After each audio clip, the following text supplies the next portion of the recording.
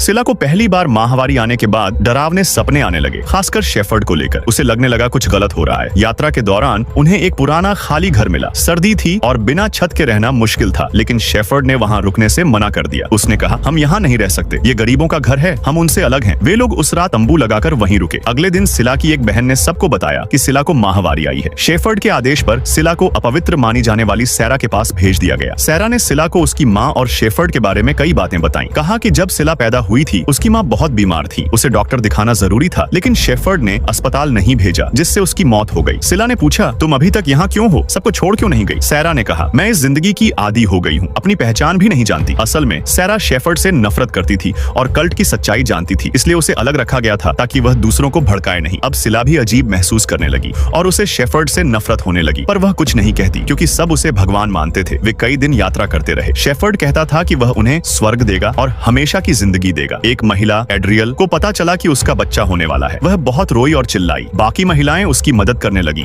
लेकिन बच्चे के जन्म के बाद उसकी मौत हो गई। सब दुखी थे, पर शेफर्ड को कोई फर्क नहीं पड़ा। वे उसका शव जला देते हैं। सिला ने शेफर्ड को इसका जिम्मेदार ठहराया। उसके बाद भी यात्रा जारी रही, लेकिन सैरा कल्ट छोड़ गई क्योंकि एड्रियल ने लड़के को जन्म दिया था और शेफर्ड केवल खुद को ही पुरुष मानता था, इसीलिए बच्चे को वहीं छोड़ दिया गया और सैरा उसके साथ रह गई। सैरा ने सिला से कहा, तुम मजबूत हो, अपनी बहनों को सच बताना, सब थक चुकी हैं। लगता है शेफर्ड सही रास्ते पर नहीं है। फिर शेफर्ड की एक बेटी कहती है, शायद हमें कोई और रास्ता अपनाना चाहिए। शेफर्ड गुस्सा हो गया और बोला, अब तुम मुझे सिखाओगी? उसने उसे सबके सामने मारा। लड़की रोई और माफी मांगी, लेकिन कोई मदद नहीं आया। शेफर्ड उसे घसीटता हुआ बोला, मुझे मत सिखाओ। फिर यात्रा शुरू हुई और सब शेफर्ड के पीछे चल पड़े। लंबी यात्रा के बाद वे मंजिल पर पहुंचे। वह जगह सुंदर और खुली थी। शेफर्ड बोला, यहाँ तुम्हें स्वर्ग मिलेगा, अब यहीं रहेंगे। सब खुश हो गए। झील के पास पहुंचकर शेफर्ड ने अपनी सभी बेटियों को नहलाया ताकि वे पवित्र बन सकें। उसने अपनी पत्नियों से वादा किया कि उन्हें हमेशा की जिंदगी देगा, पर कोई समझ नहीं पाया इसका मतलब। रात में शेफर्ड ने सिला को तंबू में बुलाया। सिला को कुछ अजीब लगा। आधी रात को उसने अपनी सारी पत्नियों को झील में फेंक दिया। सुबह जब बेटियां उठीं तो अपनी माएं नहीं मिली। वे डर गईं और शेफर्ड के पास गईं, जो झील के पास बैठा था। वहां उन्हें माओं के कपड़े मिले। वे रोने लगीं और माओं के बारे में पूछा। शेफर्ड ने कहा, मैंने उन्हें हमेशा की जिंदगी दी है, अब तुम उनकी जगह लोगी। तुम मेरी पत्नियां हो और मेरी देखभाल करोगी। वह सिला से बोला, तुम मेरी सबसे पसंदीदा पत्नी बनोगी और सबको नेतृत्व करोगी। सिला आगे आई और उसकी पत्नी बनने से मना कर दिया। उसने प्रस्ताव ठुकरा दिया। शेफर्ड ने उसे थप्पड़ मारा। सिला ने भी उसे थप्पड़ मारा। फिर पुलिस आई और कई महिलाओं के शव पाए। शेफर्ड का शव भी मिला, जो बुरी तरह मारा हुआ था। साफ था कि शेफर्ड को उसकी ही बेटियों ने मारा था। अब सभी बहनें अपनी मर्जी से जीवन जीती हैं। शेफर्ड इतना क्रूर था कि उसका अंत भी बुरा हुआ। जिसे उसने दबाया, उसी ने उसे